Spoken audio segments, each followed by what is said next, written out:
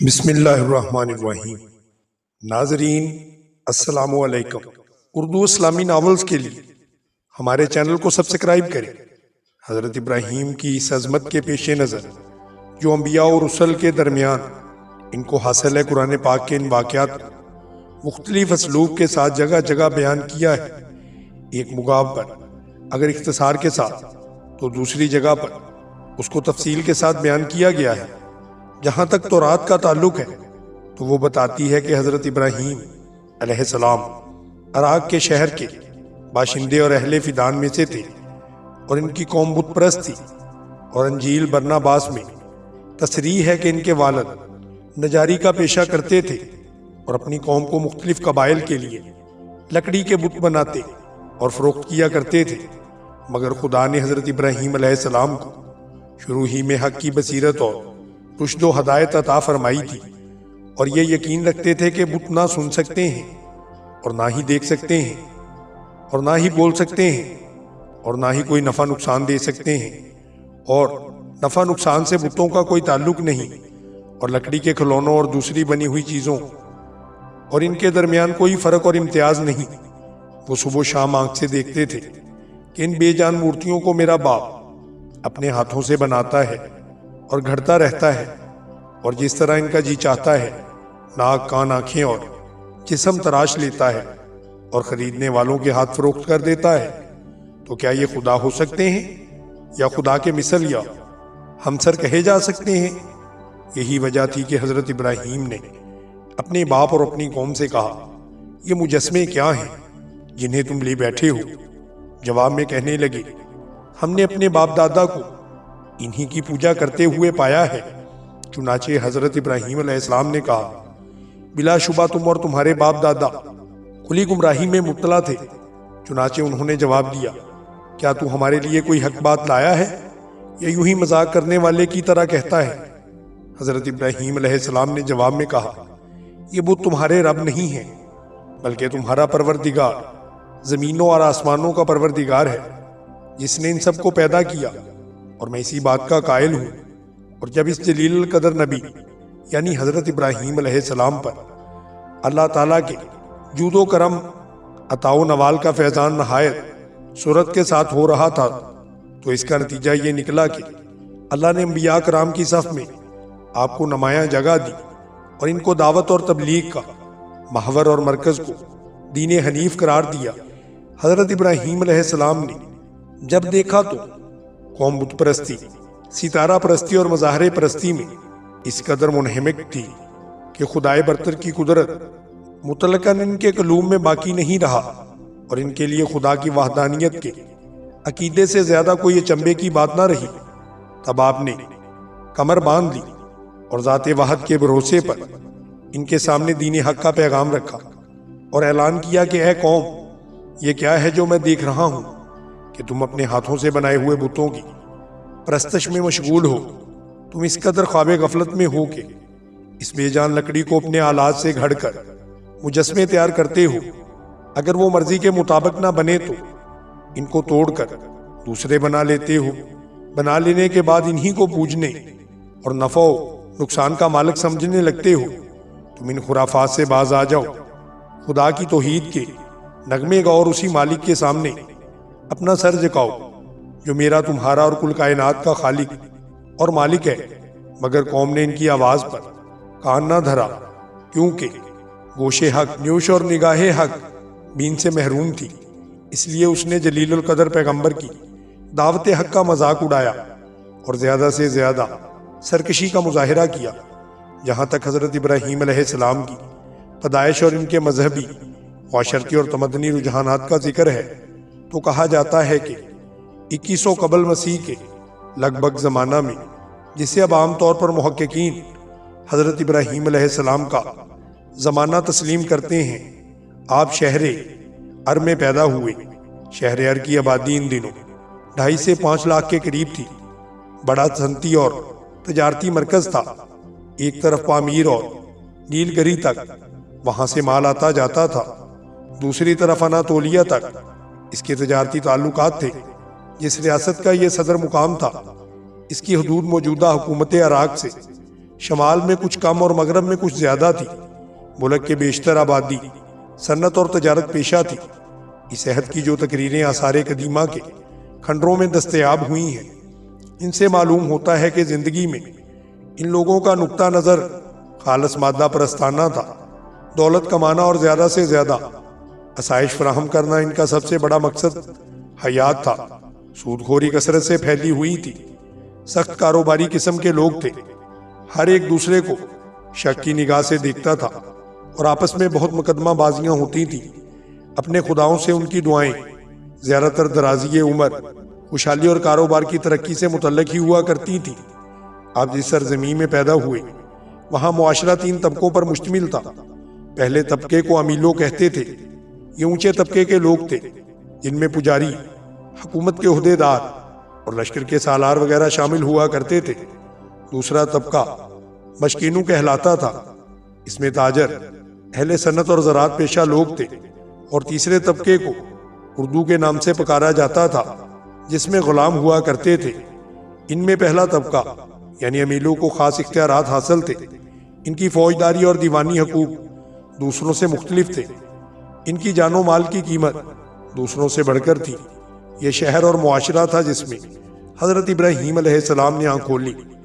ان کا اور ان کے خاندان کا جو حال یہودیوں کی کتاب تالمود سے ملتا ہے، اس سے معلوم ہوتا ہے کہ وہ امیلو طبقہ کے ایک فرد تھے اور ان کے باب ریاست کا سب سے بڑا عہدیدار تصور کیا جاتا تھا۔ ہر کے کتبات میں تقریباً 5000 خداؤں کے نام ملتے ہیں۔ ملک کے مختلف شہروں کو الگ الگ خدا موجود تھے۔ ہر شہر ایک خاص محافظ خدا ہوتا تھا جسے رب البلد، مہاد دیوتا، رئیس الہی کہا جاتا تھا، اور اس کا احترام دوسرے معبودوں سے زیادہ ہوتا تھا۔ ہر شہر کا رب البلد فنار یعنی چاند دیوتا تھا، اور اسی مناسبت سے بعد کہ لوگوں نے اس کا نام کمرینا بھی لکھا ہے۔ دوسرا شہر رسا تھا جو بعد میں ار کے بجائے مرکز سلطنت ہوا، اور اس کا رب البلد شماس یعنی سورج دیوتا تھا۔ اور ان بڑے خداؤں کے متحد بہت سے چھوٹے چھوٹے خدا بھی تھے جو زیادہ تر آسمانی ستاروں اور سیاروں میں اور کم تر زمین سے منتخب کیے گئے تھے۔ وہ لوگ اپنی مختلف فروعی ضروریات ان سے متعلق سمجھتے تھے۔ ان آسمانی اور زمینی دیوتاؤں اور دیویوں کی تشبیہیں اور بت بنائے جاتے تھے، اور تمام مراسم عبادت انہی کے آگے بجا لاتے تھے۔ فنار دیوتا کا بت ار میں سب سے اونچی پہاڑی پر ایک عالی شان عمارت میں نصب کیا گیا تھا، اور اس کے قریب فنار کی بیوی فن گل کا معبد تھا۔ فنار کے معبد کے شان ایک شاہی محل سرا کی سی تھی۔ اس کی خوابگاہ میں روزانہ رات کو ایک پجارن جا کر اس کی دلہن بنتی تھی۔ مندر میں بکثرت عورتیں دیوتا کے نام پر وقف ہوتی تھی۔ ان کی حیثیت دیوداسیوں کی سی تھی۔ وہ عورت بڑی معزز خیال کی جاتی تھی جو خدا کے نام پر اپنی آبرو قربان کر دے۔ کم از کم ایک مرتبہ اپنے آپ کو راہ خدا میں کسی اجنبی کے حوالے کرنا عورت کا ذریعہ نجات خیال کیا جاتا تھا۔ اب یہ بیان کرنا کوئی ضروری نہیں کہ اس مذہبی قحبہ سے مستفید ہونے والے زیادہ تر پجاری حضرات ہی ہوا کرتے تھے۔ فنار محض دیوتا ہی نہ تھا بلکہ ملک کا سب سے بڑا زمیندار، سب سے بڑا تاجر، سب سے بڑا کارخانے دار، ملک کی سیاسی زندگی کا سب سے بڑا حاکم تھا۔ بکثرت باغ، مکانات، زمینیں اس کے مندر کے لیے وقف تھیں۔ اس جائیداد کی آمدنی کے علاوہ کسان، زمیندار سب ہر قسم کے غلے، دودھ، سونا، کپڑا اور دوسری چیزیں لا کر مندر میں نظر بھی کرتے تھے، جنہیں وصول کرنے کے لیے مندر میں ایک خاصا بڑا عملہ موجود تھا۔ بہت سے کارخانے مندر کے ماتحت قائم ہو چکے تھے۔ تجارتی کاروبار بھی بڑے پیمانے پر مندر کی طرف سے ہوتا تھا۔ یہ سب کام دیوتا کی نیابت میں پجاری ہی سر انجام دیا کرتے تھے۔ پھر ملک کی سب سے بڑی عدالت مندر ہی میں تھی۔ پجاری ہی انعام دیتے تھے۔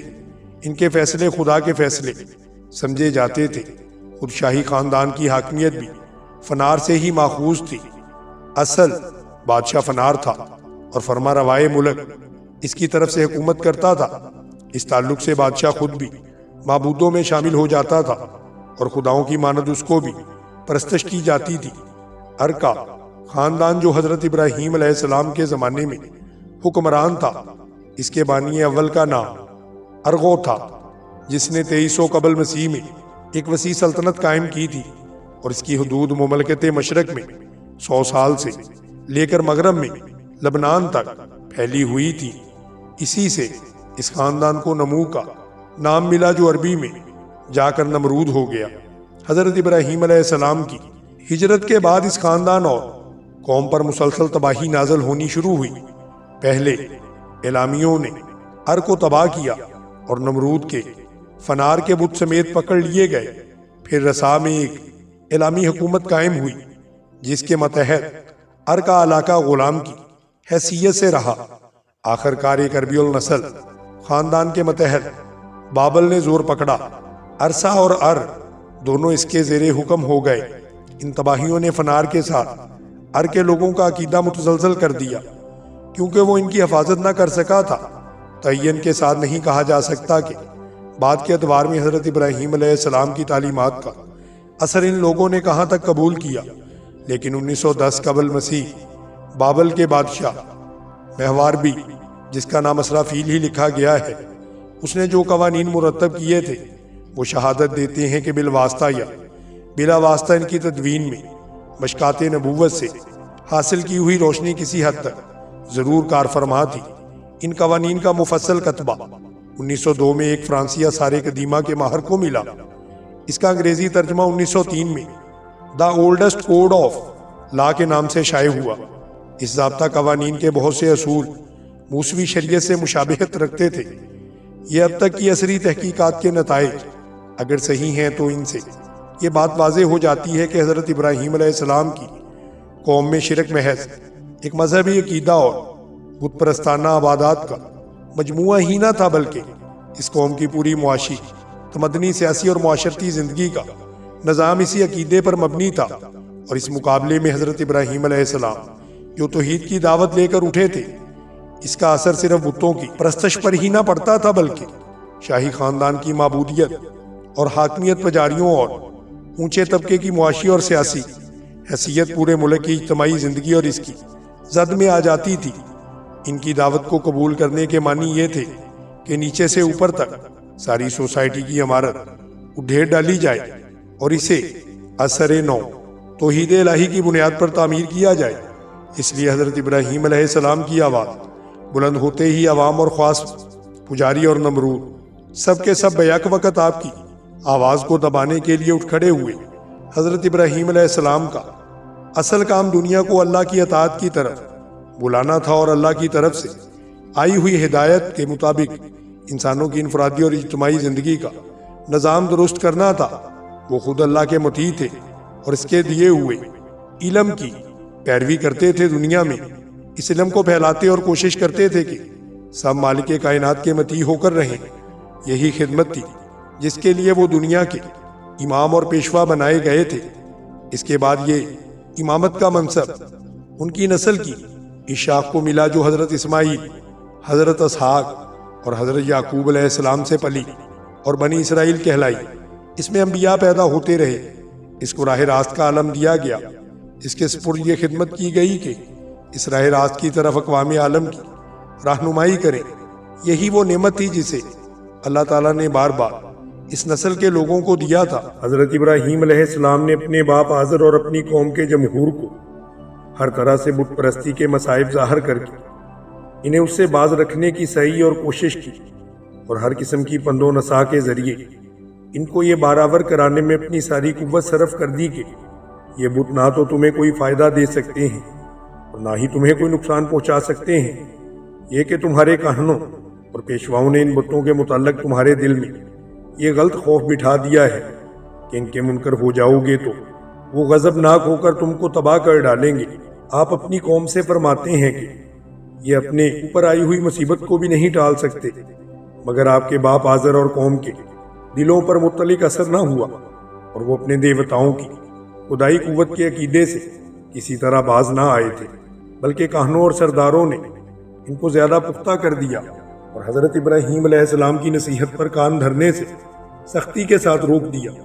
تب حضرت ابراہیم علیہ السلام نے سوچا ان کو رشد و ہدایت کا ایسا پہلو اختیار کرنا چاہیے جس سے لوگوں کو یہ مشاہدہ ہو جائے کہ واقعی ہمارے دیوتا صرف لکڑیوں اور پتھروں کی مورتیاں ہی تو ہیں جو گونگی بھی ہیں اور بہری بھی، اندھی بھی ہیں، اور دلوں میں یہ یقین واضح ہو جائے کہ اب تک ان کے متعلق ہمارے کاہنوں اور سرداروں نے جو کچھ کہا تھا وہ بالکل غلط تھا اور بے سر و پا اور بے بنیاد باتیں تھیں، اور ساتھ ہی یہ بھی چاہیے تھا کہ لوگوں پر یہ ثابت ہو جائے کہ جو کچھ وہ خدا کا پیغام سنا رہے ہیں وہی سچی بات ہے۔ اگر ایسی کوئی صورت بن آئی تو پھر میرے لیے تبلیغ حق کے لیے آسان راہ نکل آئے گی۔ یہ سوچ کر انہوں نے ایک نظام عمل تیار کیا جس کو کسی پر ظاہر نہیں ہونے دیا تھا، اور اس کی ابتدا اس طرح سے کی کہ باتوں باتوں میں اپنی قوم کے افراد سے یہ کہہ دیا کہ میں تمہارے بتوں کے ساتھ ایک خفیہ چال چلوں گا۔ گویا اس طرح ان کو تنبیہ بھی کر دی کہ اگر تمہارے دیوتاؤں میں کوئی قدرت ہے جیسا کہ تم دعویٰ کرتے ہو تو وہ میری چال کو باطل اور غلط کر دیں گے۔ میں ایسا نہ کر سکوں، مگر کیونکہ صاف بات نہ تھی اس لیے قوم نے اس کی جانب کوئی خاص توجہ نہ دی۔ حسن اتفاق کے بہت جلد اس قوم کا ایک مذہبی میلہ پیش آ گیا۔ یہ سب اس کے لیے چلنے لگے تو کچھ لوگوں نے ابراہیم سے بھی اصرار کیا کہ وہ بھی ساتھ چلے۔ حضرت ابراہیم علیہ السلام نے اول انکار کیا، اور جب اس جانب سے اصرار بڑھنے لگا تو ستاروں کی جانب نگاہ اٹھائی اور فرمانے لگے کہ میں آج کچھ علیل سا ہوں، کیونکہ حضرت ابراہیم علیہ السلام کی قوم کو کواکب پرستی کی وجہ سے نجوم میں کمال اور اعتقاد بھی تھا، اس لیے اپنے عقیدے کے لحاظ سے وہ یہ سمجھتے کہ ابراہیم نحس ستارہ کے اثر میں مبتلا ہیں جو کہ بد اثر ہے، اور بغیر کسی تحقیق حال کے حضرت ابراہیم علیہ السلام کو چھوڑ کر خود میلے میں چلے گئے۔ اس واقعے کو خدا نے یوں بیان کیا، بس ابراہیم نے ایک نگاہ اٹھا کر ستاروں کی طرف دیکھا اور کہنے لگا کہ میں کچھ علیل ہوں، بس وہ اس کو چھوڑ کر چلے گئے۔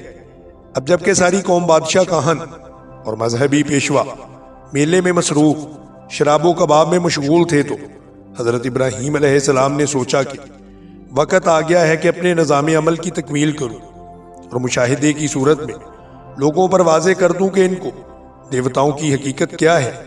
پس وہ اٹھے اور سب سے بڑے دیوتا کے ہیکل یعنی مندر میں پہنچے۔ دیکھا کہ وہاں دیوتاؤں کے سامنے قسم قسم کے حلووں، پھلوں، میواؤں اور مٹھائیوں کے چڑھاوے رکھے ہوئے تھے۔ حضرت ابراہیم علیہ السلام نے تنزیہ چپکے چپکے ان مورتیوں سے مخاطب ہو کر کہا، یہ سب کچھ موجود ہے، ان کو کھاتے کیوں نہیں ہو؟ اور پھر کہنے لگے، میں بات کر رہا ہوں، کیا بات ہے، تم جواب کیوں نہیں دیتے؟ اور پھر ان سب کو توڑ ڈالا اور سب سے بڑے بت کے کندھے پر ہتھوڑا رکھ کر واپس چلے گئے۔ قرآن پاک میں اس واقعے کو اس طرح بیان کیا گیا ہے، پس چپکے سے جا گھسا ان کے بتوں میں اور کہنے لگا، ان کے دیوتاؤں سے کیوں نہیں کھاتے؟ تم کو کیا ہو گیا ہے؟ کیوں نہیں بولتے؟ پھر اپنے داہنے ہاتھ سے ان سب کو توڑ ڈالا، پس کر دیا ان کو ٹکڑے ٹکڑے، مگر ان میں بڑے دیوتا کو چھوڑ دیا تاکہ اپنے عقیدے کے مطابق وہ اس کی طرف رجوع کریں کہ یہ کیا ہو گیا ہے۔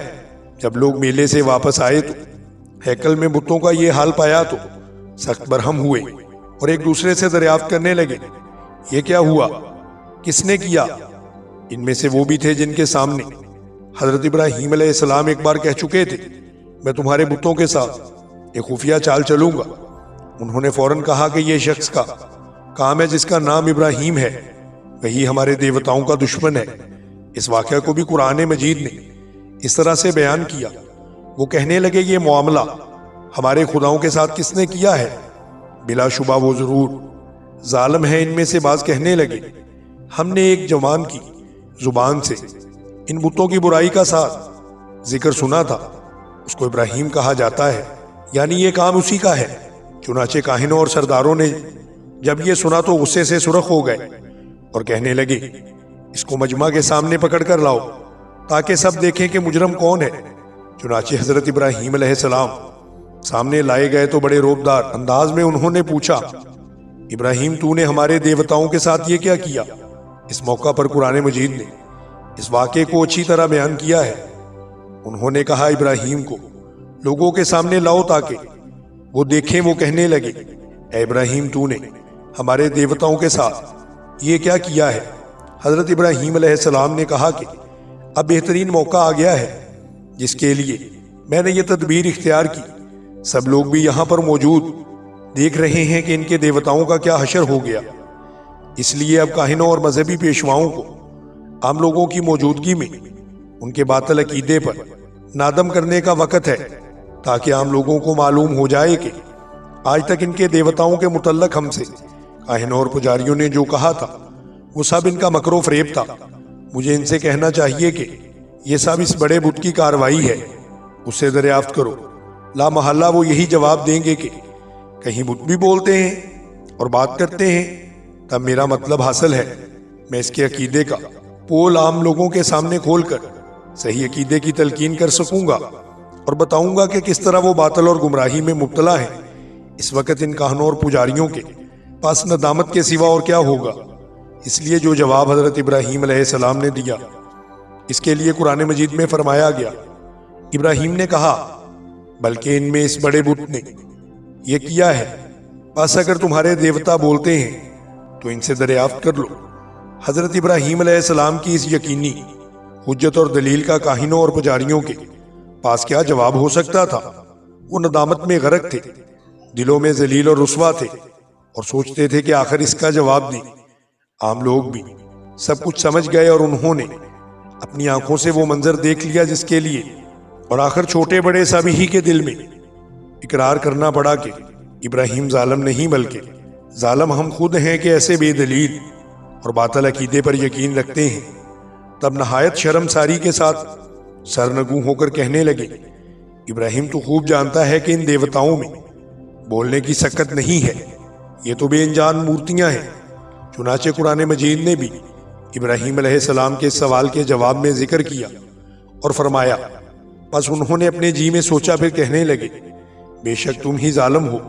بعد ازاں اپنے سروں کو نیچے جھکا کر کہنے لگے کہ اے ابراہیم تو خوب جانتا ہے کہ یہ بولنے والے نہیں ہیں۔ اس طرح حضرت ابراہیم علیہ السلام کی حجت اور دلیل کامیاب ہوئی اور دشمنوں نے اعتراف کر لیا کہ ظالم ہم ہی میں سے ہیں، اور ہم کو عام لوگوں کے سامنے زبان سے اقرار کرنا پڑا کہ ہمارے لیے دیوتا جواب دینے اور بولنے کی طاقت نہیں رکھتے۔ اس موقع پر حضرت ابراہیم علیہ السلام نے مختلف مگر جامع الفاظ میں ان کو نصیحت بھی کی اور ملامت بھی، اور بتایا کہ یہ دیوتا نہ نفع پہنچا سکتے ہیں اور نہ نقصان، تو پھر یہ خدا اور معبود کس طرح ہو سکتے ہیں؟ افسوس تم اتنا بھی نہیں سمجھتے یا عقل سے کام نہیں لیتے۔ قرآن مجید میں جیسا کہ فرمان ہے، کیا تم اللہ کو چھوڑ کر ان چیزوں کی پوجا کرتے ہو جو تم کو کچھ نفع نہیں پہنچا سکتے ہیں اور نہ نقصان دے سکتے ہیں؟ تم پر افسوس ہے اور تمہارے معبود ان باطل پر بھی جن جن کو تم اللہ کے سوا پوجتے ہو، کیا تم عقل سے کام نہیں لیتے؟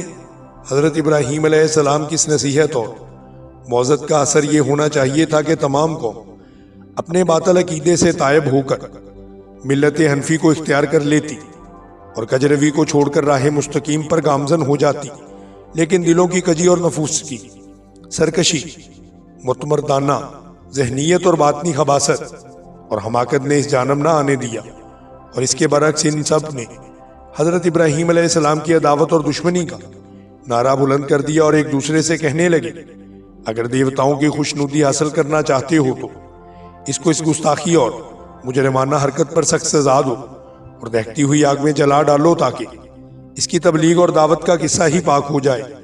ابھی یہ مشورے ہی ہو رہے تھے کہ آہستہ آہستہ بادشاہ وقت تک یہ باتیں پہنچ گئیں۔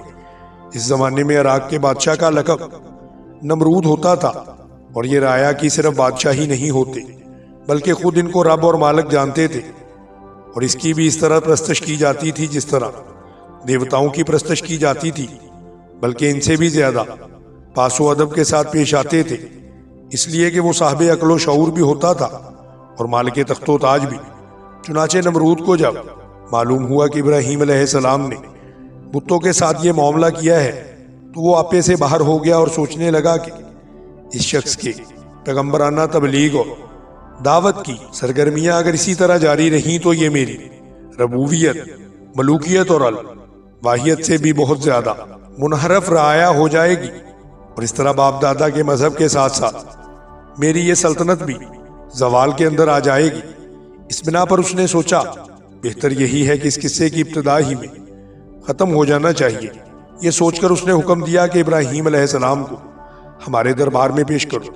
چنانچہ نمرود کے حواری اور اس وقت کے آدمی حرکت میں آئے اور حضرت ابراہیم علیہ السلام کو لے کر نمرود کے دربار میں جا پہنچے تو نمرود نے گفتگو شروع کی اور حضرت ابراہیم علیہ السلام سے دریافت کیا کہ تو ہمارے باپ دادا کے دین کا مخالف کیوں بن گیا ہے اور مجھ کو رب ماننے سے تجھے کیوں انکار ہے؟ حضرت ابراہیم علیہ السلام نے فرمایا، میں خدائے واحد کا پرستار ہوں اور اس کے علاوہ کسی کو اس کا شریک نہیں مانتا۔ ساری کائنات اور تمام عالم اسی کی مخلوق ہے اور وہی ان سب کا خالق ہے اور مالک ہے۔ تو بھی اسی طرح ایک انسان ہے جس طرح ہم سب انسان ہیں۔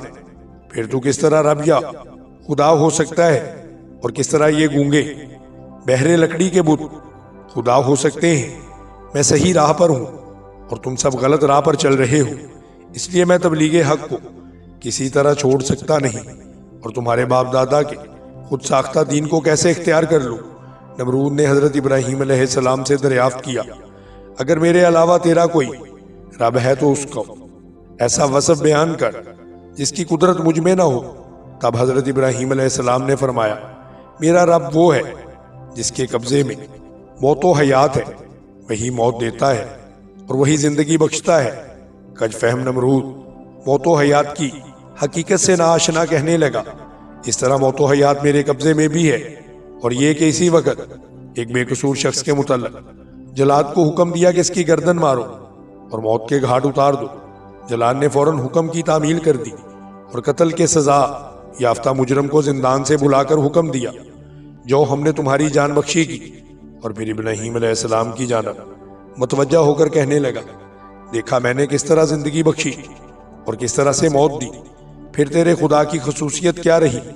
حضرت ابراہیم علیہ السلام سمجھ گئے یا تو نمرود حیات اور موت کی اصل حقیقت سے ناآشنا ہے یا جمہور اور رعایا کو مغالطہ دینا چاہتا ہے، تاکہ وہ اس فرق کو سمجھ سکے کہ زندگی بخشنا اس کا نام نہیں بلکہ نیست و نابود کرنے کا نام زندگی بخشنا ہے۔ اسی طرح کسی کو قتل یا پھانسی سے بچا لینا موت کا مالک ہونا نہیں ہے۔ موت کا مالک وہی ہے جو روح انسانی کو اس کے جسم سے نکال کر اپنے قبضے میں کر لیتا ہے۔ اس لیے بہت سے داد رسیدہ اور شمشیر زدہ انسان زندگی پا جاتے ہیں اور بہت سے قتل سے بچائے ہوئے انسان لقمہ اجل بن جاتے ہیں اور کوئی طاقت ان کو روک نہیں سکتی۔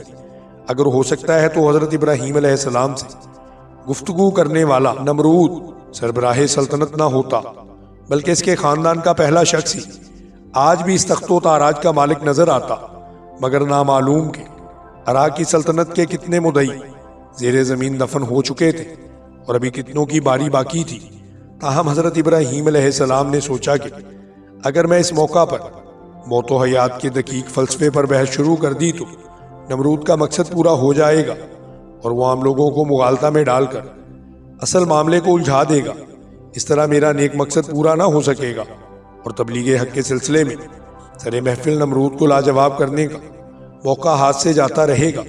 چنانچہ یہ فیصلہ کرنے کے بعد حضرت ابراہیم علیہ السلام نے فرمایا، میں اس ہستی کو اللہ کہتا ہوں جو روزانہ سورج کو مشرق سے لاتا ہے اور مغرب میں لے جاتا ہے۔ بس اگر تو بھی خدائی کا دعویٰ کرتا ہے تو اس کے خلاف سورج کو مغرب سے نکال کر مشرق میں غروب کرو۔ یہ سن کر نمرود مبہوت سا اور لاجواب ہو گیا۔ اس طرح حضرت ابراہیم علیہ السلام کی زبان سے نمرود پر خدا کی حجت پوری ہوئی۔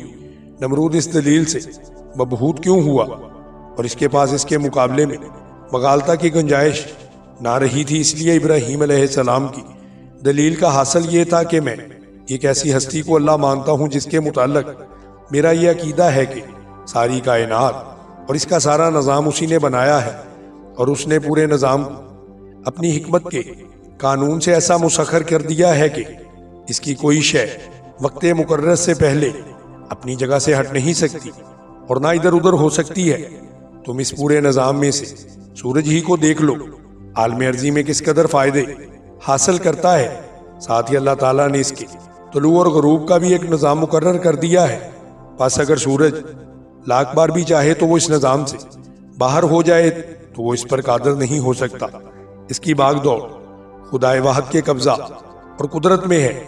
اس کی بے شک یہ قدرت ہے جو چاہے کہ کر گزرے لیکن وہ کرتا وہی ہے جو اس کی حکمت کا تقاضا ہے۔ لہٰذا اب نمرود کے لیے 3 ہی صورتیں جواب دینے کی ہو سکتی تھیں، یا وہ یہ کہے کہ مجھے آفتاب پر پوری قدرت حاصل ہے، اس لیے نہیں کہ وہ خود اس کا قائل نہیں تھا کہ یہ ساری کائنات اس نے بنائی ہے اور آفتاب کی حرکت اس کے قبضہ میں ہے، بلکہ وہ خود اپنی رعایا کا رب اور دیوتا کہلاتا تھا۔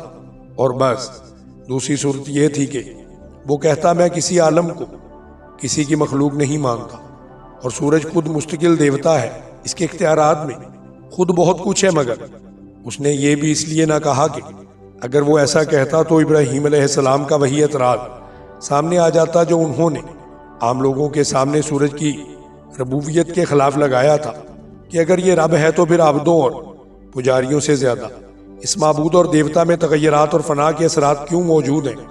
رب کو فنا اور تغیر سے کیا علاقہ، اور کیا اس کی قدرت میں یہ ہے کہ اگر وہ چاہے تو وقت مقرر سے پہلے یا بعد طلوع یا غروب ہو جائے؟ تیسری صورت یہ تھی کہ حضرت ابراہیم علیہ السلام کی اس حجت اور آپ کے اس چیلنج کو قبول کر لیتا اور مغرب سے نکال کر دکھا دیتا، مگر نمرود کیونکہ ان تینوں صورتوں میں کسی صورت میں بھی قادر نہ تھا، اس لیے مبہوت اور لاجواب ہونے کے علاوہ اس کے پاس کوئی چارہ نہ رہا